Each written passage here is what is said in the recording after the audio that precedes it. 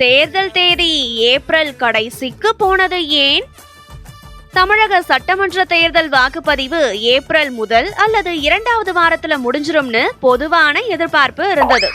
ஆனா ஏப்ரல் 23ஆம் தேதி தான் வாக்குப்பதிவுன்னு தேர்தல் ஆணையம் திடீர்னு அறிவிச்சது ஆளுங்கட்சிக்கு ஏமாற்றத்தை கொடுத்திருக்காம்.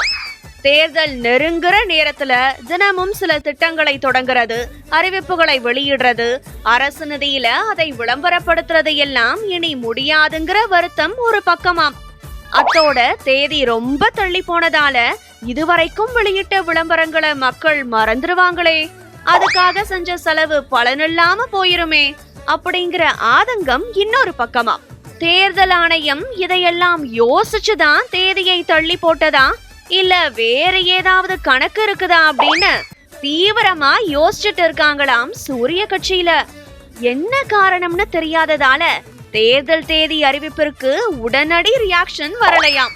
வாக்குப்பதிவை முன்னாலேயே வச்சுட்டு மே 4ஆம் தேதி வாக்கு எண்ணிக்கையை வச்சா கிட்டத்தட்ட 1 மாசத்துக்கு வாக்குப்பதிவு இயந்திரங்களை பாதுகாக்கணும்.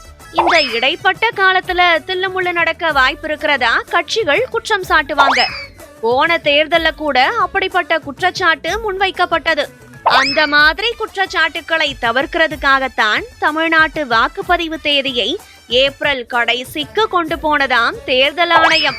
காரணம் என்னவாக இருந்தாலும் வாக்குப்பதிவு தள்ளி போனது ஆளுங்கட்சிக்கு ஒரு பின்னடைவாகத்தான் இருக்கும்னு சொல்றாங்க அரசியல் நோக்கர்கள். அப்படியா? சரி.